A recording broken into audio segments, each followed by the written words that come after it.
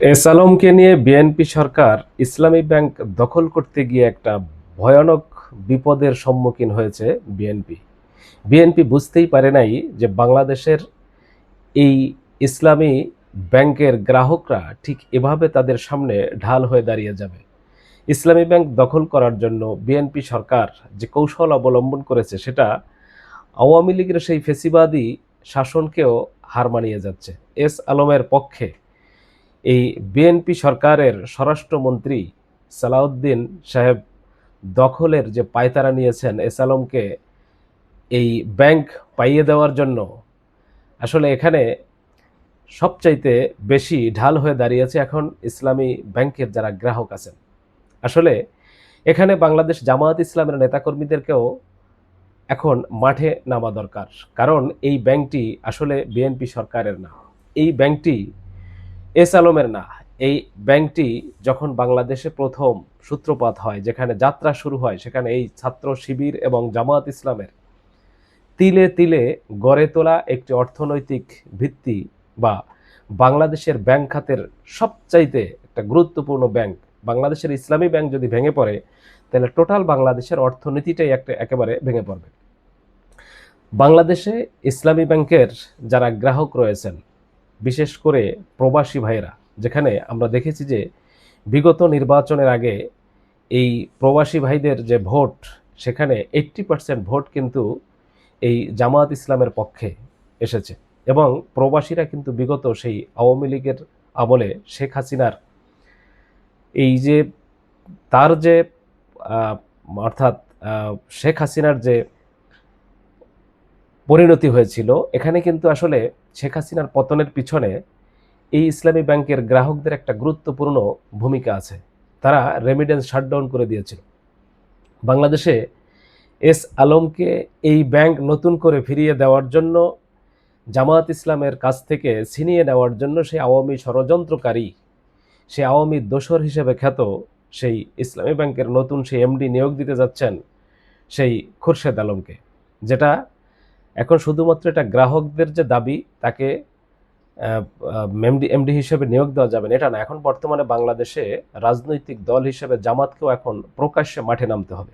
কারণ বাংলাদেশে বিএনপির যেমন মির্জা আব্বাস সহ অনেকেই আছে, তারা বাংলাদেশে অনেক ব্যাংক পরিচালনা করতেছে। তাতে যদি সমস্যা না হয় তাহলে বাংলাদেশ জামাত ইসলাম তাদের একটা সুন্দর এবং ইসলামিক নিয়মে এই যে ইসলামী ব্যাংক পরিচালনা করতেছে, এটা তাদের সমস্যা কোথায়? অতএব ইসলামী ব্যাংক রক্ষার্থে এখন জামাত এবং শিবিরকে তাদেরকেও মাঠে নামতে হবে। বাংলাদেশের কোটি কোটি গ্রাহক আছে এই ইসলামী ব্যাংকের গ্রাহক হিসাবে, তারা কাজ করতেছে, অর্থাৎ তাদের অর্থের মাধ্যমেই আজকে ইসলামী ব্যাংক এই পর্যন্ত এসেছে। তাহলে এই গ্রাহকদের অবশ্যই তাদের অধিকার আছে যে এই ব্যাংকটাকে রক্ষা করার। গতকালকে আমরা দেখেছি কিভাবে মতিঝিলে ইসলামী ব্যাংকের সামনে এই বিএনপির সেই পুলিশ বাহিনী ইসলামিক ব্যাংকের গ্রাহকদের পরে যেভাবে তারা এই যে গুলি বর্ষণ করেছে, সেখানে প্রায় অর্ধশত লোক আহত হয়েছে। অনেকেই হয়তো পঙ্গু হয়ে যাবেন, কারো হাত পা চোখ অনেকেরই সমস্যা হয়েছে। অথচ বাংলাদেশে বিগত জুলাই বিপ্লবের সময়ে আমরা দেখেছি যে এই পুলিশ বাহিনী, আওয়ামী লীগের পুলিশ বাহিনী যখন গুলি করেছিল, তখন জুলাই যোদ্ধারা কিভাবে তারা ঢাল হয়ে দাঁড়িয়েছিল। একটাকে গুলি করে একটাই মরে, কিন্তু বাকিটি যায় না। সেই কথা আমরা নতুন করে গতকালকে আবার দেখলাম, যেখানে প্রায় অর্ধশত এই গ্রাহকদের পরে গুলি করে তাদেরকে আহত করা হয়েছে, কিন্তু পিছন থেকে হাজার হাজার এই গ্রাহকরা এসে জড়ো হয়েছে তাদের ব্যাংক রক্ষার্থে। বাংলাদেশের এই অর্থনৈতিক ভিতটাই ভেঙে পড়বে যদি বাংলাদেশের এই সর্বশীর্ষ একটি ব্যাংক, অর্থাৎ এই ইসলামী ব্যাংক যদি ভেঙে পড়ে, তাদের অর্থনৈতিক অবস্থা যদি ভেঙে পড়ে, তাহলে বাংলাদেশের প্রত্যেকটি ব্যাংক খাতই ভেঙে পড়বে। প্রত্যেকটি ব্যাংকের অবস্থাই করুণ অবস্থা হবে এবং বিদেশ থেকে রেমিডেন্স আসা বন্ধ হয়ে যাবে, বিদেশি সাহায্য বাংলাদেশে আসা বন্ধ হয়ে যাবে, অর্থনৈতিক অবস্থা ভেঙে পড়বে। এমনকি এই শাটডাউনের ফলে বিএনপি সরকারেরও একটা পতন হওয়ার সম্ভাবনা তৈরি হবে। বিএনপি সরকার এই ইসলামী ব্যাংক দখল করতে গিয়ে আসলেই তারা চরম বিপাকে পড়ে গেছে। তারা বুঝতে পারে নাই যে বাংলাদেশে এইভাবে গ্রাহকরা এই ব্যাংক রক্ষার্থে ঢাল হয়ে দাঁড়াবে এবং সেখানে অর্ধশত আহত হওয়ার পরেও তারা শত শত হাজার হাজার গ্রাহকরা তারা ঢাল হয়ে দাঁড়িয়েছে। বাংলাদেশের এই পুলিশ বাহিনীকেও মনে করতে হবে বিগত স্বৈরাচারী আমলে তারা যে কাজগুলো করেছে এটা বাংলাদেশের মানুষ কিন্তু এখনো ভোলে নাই। সাধারণ জনগণের তাদের অধিকারকে অবশ্যই ফিরিয়ে দিতে হবে। বাংলাদেশে এখন রাজনৈতিক দল হিসেবে জামাতকে মাঠে ময়দানে প্রকাশ্যে নামতে হবে এই ইসলামী ব্যাংক রক্ষার্থে। শুধু তাই না, বাংলাদেশের কোটি কোটি গ্রাহক তাদের সাথে আছে, তারা তাদের ব্যাংক রক্ষার জন্য সর্বোচ্চ চেষ্টা চালাবে। বাংলাদেশে বিএনপির আসলে পতনের আস্তে আস্তে ঘন্টা বাজতেছে, তারা বুঝতে পারতেছে না যে কিভাবে তাদের পতন সামনে আসতেছে। কারণ জুলাই বিপ্লবের পরে যেই রাজনৈতিক দলটি জুলাই সনদে স্বাক্ষর করে কথা দিয়েছিল বাংলাদেশে পরিবর্তন এবং সংস্কার করবে, অথচ নির্বাচনের পরেই তারা ইলেকশন ইঞ্জিনিয়ারিংয়ের মাধ্যমে যখনই দেখলো যে 2/3 আসন তারা লাভ করেছে, তখনই সেই জুলাই সনদকে তারা অস্বীকার করা শুরু করে দিয়েছে এবং সেই গণভোটকে অস্বীকার করেছে, যেখানে বাংলাদেশে 70% জনগণ এই গণভোটে হায়ের পক্ষে রায় দিয়েছিল সংস্কারের পক্ষে। বিএনপি সেটাকে তারা বাতিল করেছে, অর্থাৎ বিএনপি নিজের পায়ে নিজেরাই কুড়াল মেরেছে। এখন বাংলাদেশে তারা আওয়ামী স্টাইলে দখল বাণিজ্য শুরু করেছে। বাংলাদেশে বিরোধী দল হিসেবে জামায়াত ইসলামের বিভিন্ন অর্থনৈতিক যে ফাংশনগুলো আছে, অর্থাৎ এই অর্থনৈতিক প্রতিষ্ঠানগুলোকে এখন ভেঙে চুরে, অর্থাৎ তাদেরকে ধ্বংস করার জন্য এখন মাঠে ময়দানে নেমে পড়েছে বিএনপি। আসলে বাস্তবে এই জামায়াত ইসলামের মতো রাজনৈতিক দলকে বিগত 17 বছর আওয়ামী লীগ ধ্বংস করার জন্য সর্বোচ্চ চেষ্টা চালাইছে। তাদের এমন কোনো কাজ নাই যে এই ধ্বংসের জন্য তারা করে নাই, কিন্তু শেষ পর্যন্ত কিন্তু আসলে আওয়ামী লীগ নিজেই ধ্বংস হয়ে গেছে। এই জায়গা থেকে বিএনপির এখন পর্যন্ত তাদের শিক্ষা হয় নাই যে বাংলাদেশে আসলে আওয়ামী লীগ যে ভুলগুলো করেছে সেই ভুলগুলো করে বাংলাদেশে বিএনপি সামনের দিকে এগোনো যাবে না। বিএনপি আওয়ামী লীগের চাইতে ভয়ঙ্কর গতিতে তারা এই দেশে পতন হইতে পারে, কারণ জনগণের বিরুদ্ধে গিয়ে, রাষ্ট্রের বিরুদ্ধে গিয়ে যদি কোনো অবস্থান নেয় কোনো সরকার, সেই সরকার যে বেশি দিন টেকে না। সেই সরকার যে বাংলাদেশে, সেই রাজনৈতিক দল যে বাংলাদেশে টিকতে পারে না, তার জ্বলন্ত উদাহরণ কিন্তু আওয়ামী লীগ। আওয়ামী লীগ থেকে বাংলাদেশে প্রত্যেকটি রাজনৈতিক দলের শিক্ষা নেওয়া উচিত।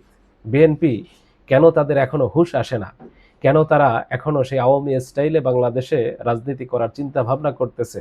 আসলে আওয়ামী লীগের মতো বিএনপিও খুব তাড়াতাড়ি পতনের দিকে হাঁটতেছে। বাংলাদেশে ইসলামী ব্যাংক রক্ষার্থে যেভাবে বাংলাদেশের এই গ্রাহকরা, সাধারণ জনগণ এখন রাজপথে নেমে যাবে, প্রয়োজনে বাংলাদেশে বিরোধী দলের পক্ষ থেকে জামায়াত এবং শিবির তারা এখন মাঠে ময়দানে কিন্তু অত্যন্ত শক্তিশালী। তারা এখন প্রকাশ্যে নেমে যাওয়া উচিত এই ব্যাংক রক্ষার্থে। কারণ বাংলাদেশে স্বৈরাচারিতার যে আমল আমরা দেখেছি বিগত 17 বছর, সেই ধরনের স্বৈরাচারী আমল বাংলাদেশে আর নতুন করে ফিরে আসতে দেওয়া যায় না। কারণ এই স্বৈরাচারিতা বাংলাদেশের মানুষের মনে ভীষণভাবে দাগ কেটেছে। এই জায়গা থেকে বাংলাদেশকে বের করার জন্যই কিন্তু জুলাই বিপ্লবের মতো বিপ্লব হয়েছে, যেখানে হাজার হাজার জীবন দিয়েছে তরুণ প্রজন্ম। তারা কিন্তু গুলির সামনে তারা ভয় পায় নাই। তারা একজনকে গুলি করা হয়েছে, তারা পিছন দিক থেকে 10 জন কিন্তু সামনে এগিয়ে আসছে। অতএব সেই জুলাই বিপ্লবের সেই অভিজ্ঞতা কিন্তু বাংলাদেশের জনগণ ভোলে নাই। বাংলাদেশের সাধারণ জনগণ তারা নতুন করে প্রয়োজনে আবারও একটা জুলাই বিপ্লব করতে তারা প্রস্তুত। তবুও বাংলাদেশের সংস্কার পরিবর্তন করতে হবে, তবুও বাংলাদেশকে একটা শান্তিময় বাংলাদেশ গড়ে তুলতে হবে। বাংলাদেশে বিএনপি সরকারের উচিত তাদের বিগত স্বৈরাচারের আমল থেকে তাদের শিক্ষা নেওয়া উচিত। কারণ তারা একটা সময় বাংলাদেশে তারাও মাজলুম ছিল। এই মাজলুমের ভূমিকা থেকে নিজেরা যদি জালিমের ভূমিকায় অবতীর্ণ হয়, তাহলে তাদের ধ্বংস যে অনিবার্য তাতে কোনো সন্দেহ নাই। বাংলাদেশের মানুষ হয়তোবা তাদের এই আচরণকে ভালোভাবে নিচ্ছে না, হয়তো তাদেরকে সুযোগ দেওয়া হচ্ছে, কিন্তু শেষ পর্যন্ত কিন্তু ছেড়ে দেওয়া হবে না। যেভাবে বাংলাদেশে আওয়ামী লীগও একটা সময় দীর্ঘদিন তারা ছাড় পেয়েছিল, শেষ পর্যন্ত কিন্তু তাদেরকে ছেড়ে দেওয়া হয়নি।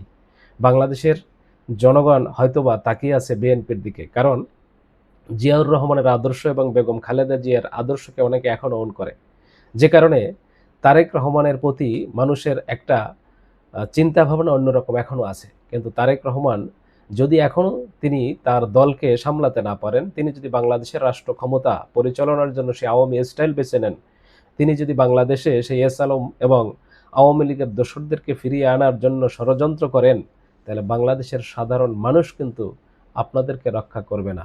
কারণ আপনারা যেভাবে ক্ষমতায় গিয়েছেন অতি তাড়াতাড়ি ক্ষমতা থেকে টেনেও নামাতে পারে কিন্তু বাংলাদেশের জনগণ খুব অতি তাড়াতাড়ি। তবে এটা মাথায় রেখে আপনাদেরকে কাজ করতে হবে আমরা মনে করি। অবশ্যই বিএনপি তাদের ভুল বুঝবে আমরা মনে করি, এবং বাংলাদেশে জামায়াত ইসলামের মতো একটা বিরোধী দল থাকলেও বিএনপি আসলে যে বিপথে যেতে পারবে না সেটা ইতিমধ্যেই বারবার জামায়াত ইসলাম প্রমাণ করেছে। এবং জামায়াত ইসলাম তারা সামনেও সেই পদক্ষেপ রাখবে যে বিএনপি ভুল পথে গেলে তাদেরকে কিভাবে টেনে হিঁচড়ে সোজা পথে আনতে হয় সেটা খুব ভালো করে জানে। বিএনপি ইতিমধ্যেই তারা বুঝতে পেরেছে যে আসলে জামায়াত ইসলামের মতো একটি রাজনৈতিক দল যদি বিরোধী দলেও থাকে তাহলেও বাংলাদেশে কোনো রকম দুর্নীতি করে পার পাওয়া যাবে না, সেটার কিন্তু ধারণা তাদের ইতিমধ্যে হয়ে গেছে। তো প্রিয় দর্শক শ্রোতা, আপনাদের যদি কোনো মতামত থাকে ভিডিও সম্পর্কে অবশ্যই ভিডিওর নিচে কমেন্টসে জানাতে পারেন। আশা করি সকলে ভালো থাকবেন ইনশাআল্লাহ। খোদা হাফেজ।